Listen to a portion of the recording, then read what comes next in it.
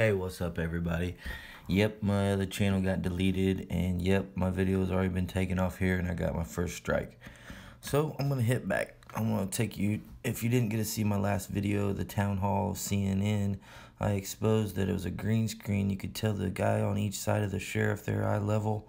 In this view, they're on the opposite sides of the lady Dana. Can't happen, people. Complete green screen, completely bull crap. There's no way in the world you can get that view. But now let's hear about this story. To make questions that you wanted to ask of the politicians on the stage, and they rewrote one of your questions. Is that right? Yes, sir. So what had happened was 4 days ago, I had gotten contacted by a lady named Carrie Stevenson from CNN. Let's take a look at Carrie Stevenson from CNN, producer, see who she really is. Oh, wow. Executive producer, State of the Union, Political with Larry King, Politico. Man, this lady's pretty big time on the CNN scene, be calling these people and telling them what to say. Wow. Maybe I'll give her a call tomorrow, see what she has to say. Senior supervising producer for Larry King. She had asked me originally to just write a speech. It was going to be at the town hall at the BB&T Center, so I agreed. I felt like it would be the right thing to do, be able to go speak my part, as well as open eyes to a few things that I thought that could make this situation a little better. From there, 3 days ago, so the next day after that, we had gotten, I got an email back from her, and she asked for more of questions rather than a speech, which I was totally fine with. So I wrote a little less of a speech and more questions that I wanted to ask at the town hall. The day after that, it was more of just questions. She asked for just questions that I would like to ask. So I gave her my questions, and then yesterday at about 5:15, I made contact with her, and she had asked if I just asked her one question. So what they had actually done was wrote out a question for me, because in my interview with CNN on campus, and they had she had taken that of what I had briefed on and actually wrote that question out for me. So I have that question here if you'd like me to ask it for you. Well, but I just want to make sure I have this straight. So you sent them a long, in effect, essay on what you thought, but they put Yes, their sir. own words in the question, and they weren't the same as the words you had sent in. They were the producer's words. Absolutely. They had taken what I had wrote and what I had briefed on and talked about, and they actually wrote the question for me. But not with your words. I mean, they put their own words into your question, even after they'd asked you to send questions in. Absolutely. But that seems dishonest. It definitely did, and that's kind of why I didn't go last night. Originally, I had thought that it was going to be more of my own question and my own say, and then it turned out to be more of just a script. And she had actually said that over the phone, that I needed to stick to the script. That's remarkable. What did you watch last night?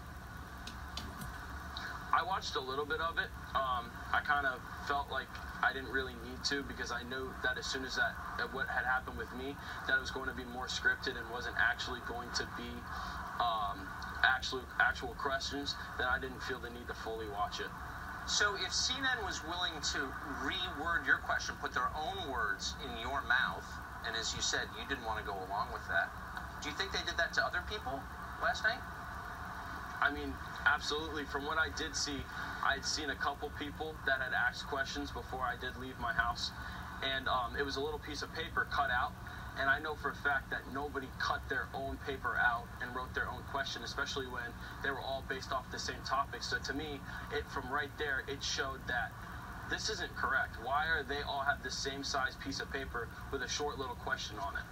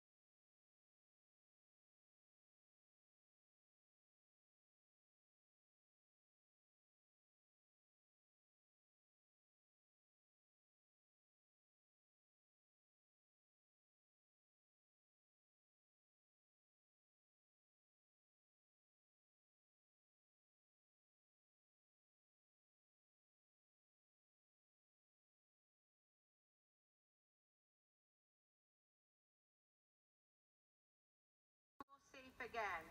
How do the NRA and lawmakers work together? Who is going to pay for this? What is the plan to put things into action? These are my questions, and we all want a clear answer. Enough talk! What is your action?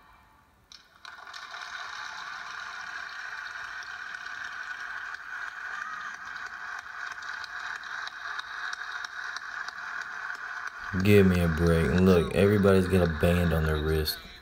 Now listen as this kid reads his question, but he's reading it to Dana, who ain't even there yet. She's the woman from NRA. A SWAT team arrived, and Gabriel has a question for Congressman Deutsch. Gabriel. Dana, why can a 19-year-old with mental health issues and other problems walk into a gun store and buy an AR-15 and ammunition?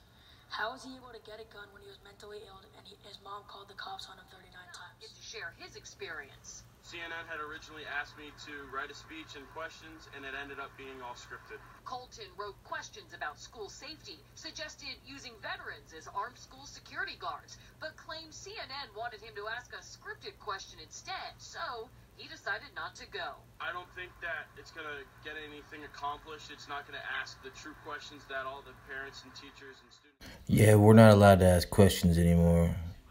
Big Papa Truth. I'm out.